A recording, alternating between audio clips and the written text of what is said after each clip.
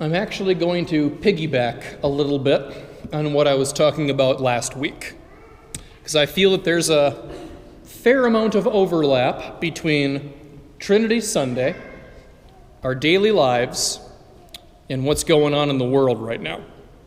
We'll get to all of that in a few minutes. First, I think we need to start with a basic overview of the term itself. Trinity refers to one God, three persons.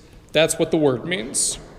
So that means that we believe that God is simultaneously unity and diversity. So we believe that the ultimate reality, God, it is whole, it is oneness. Okay? It's not a part of anything else. It's not in competition with anything else or anyone else. But within that unity, there is a dynamic relationship going on between Father, Son, and Holy Spirit. It's motion, you might say. And motion is life. Motion is creation. So that is what we believe by way of divine revelation. And some defenders of the faith have actually pointed to the Trinity as proof that we're not making this all up. Because if it's nothing but a story, well then surely we would have settled on something that's easier to understand, describe, and write about. But as it is, that's not God. He's way more complicated than that. God is he's a paradox in more ways than one. One way he's a paradox is he is one. He is whole, he is united, and yet he is three distinct persons, Father, Son, and Holy Spirit. Equal in majesty, equal in glory.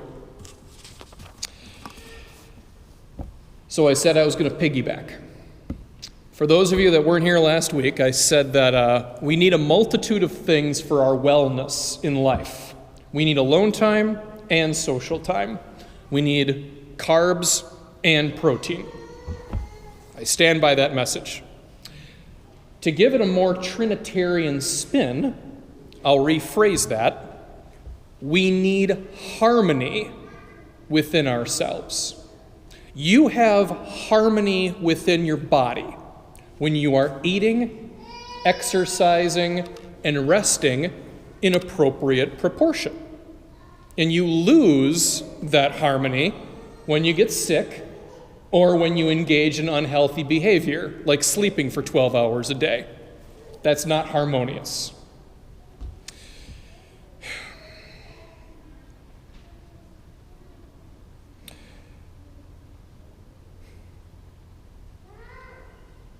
Trying to get my thoughts here, I'm sorry here.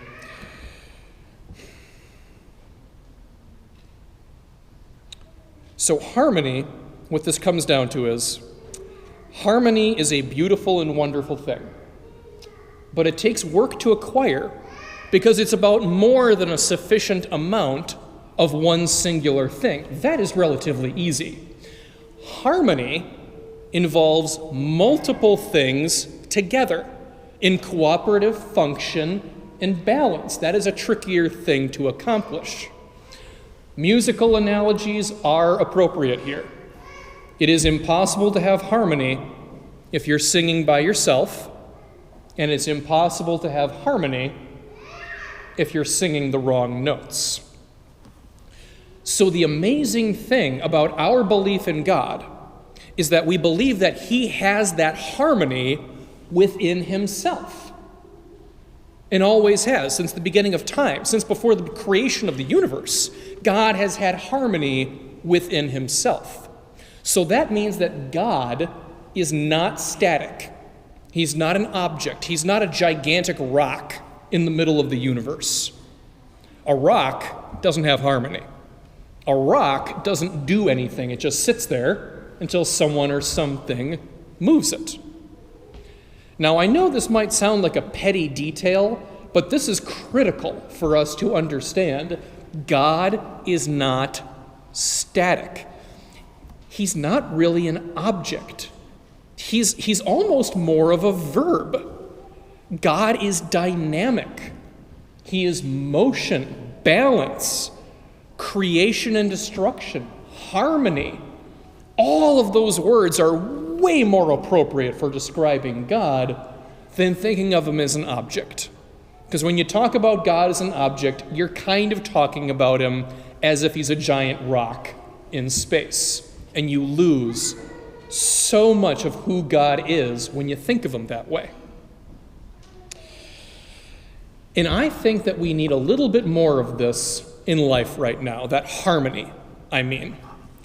Because, between the pandemic and the rioting and all of that, the world's kind of a scary place right now for a lot of people. I was talking to a mom the day before yesterday. She has a 3-year-old, and the 3-year-old keeps going, "Well, Mom, why can't I go to the store with you?" And all she can say is, "Because the world is sick." You seem fine. No. The world is sick. What else can you say to a 3-year-old, right? But, I look at all of that, at what's happening today, and I cannot help but think that there is something wrong with us. Maybe us as Americans, maybe literally everyone in the world, maybe us as a global community. But there is something in society that is not working the way it's supposed to.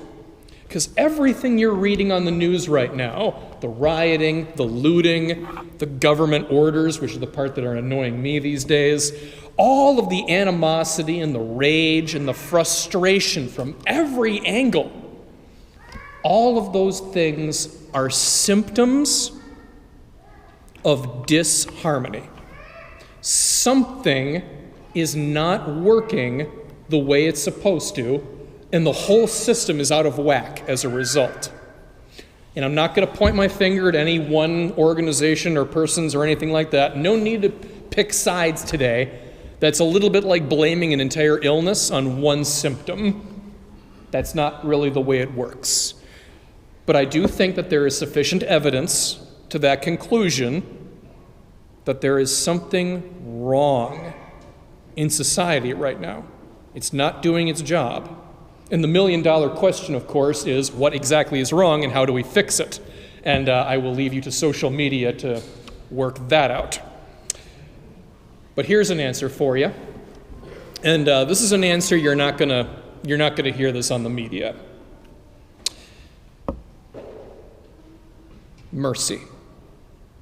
The answer is a new and fresh infusion of mercy and empathy in society as a whole. I'm going to quote a video game of mine. I haven't done that for a few weeks, so I'm going to indulge. The game is called Pyre. It's basically you're playing basketball in the underworld for the sake of your soul. Way more interesting than basketball for me.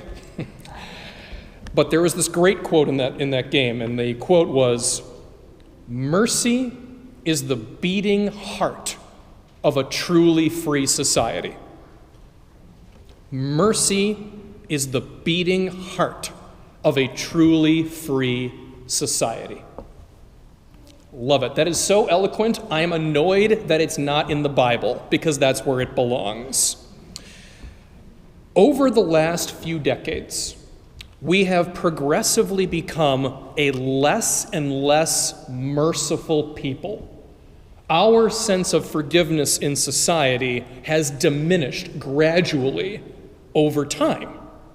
And as a direct result of that, we are not a particularly free people.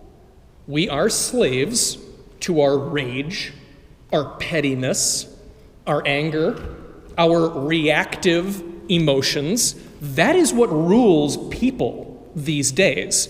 And it comes at the price of your harmony, your interior harmony. I can't think of a single person in my life. I can't think of one person who is simultaneously merciless and in harmony with themselves and the world. As best as I can tell, that does not happen. Mercy is a fundamental ingredient to harmony. And harmony is what leads to prosperity, joy, and peace. We will never be a truly prosperous nation without harmony. And harmony will not last without mercy. So I say it again, mercy is the beating heart of a truly free society. And as men and women of faith, it frankly is our job to bring that mercy and empathy to those who need it the most. That is a big part of why we're here in the first place. So I'd like you to think about that for a while and put that fresh mercy and forgiveness to work in your life, because I am telling you today, that is the single best thing you can do to make the world a better place. Whatever else you think needs to happen, legislation or whatever you think needs to happen to improve the world, it has to involve mercy. If your solution to making the world a better place does not involve mercy and forgiveness, you are getting partial credit at best. And it's my hope that if you can do that and increase that mercy and forgiveness in your life, it is my hope that you will have a greater ability to see the fingerprints of God around you. Because where there is harmony, there is the presence of the Holy Trinity. 3 persons, Father, Son, and Holy Spirit, in perfect completeness, unity, and oneness with each other.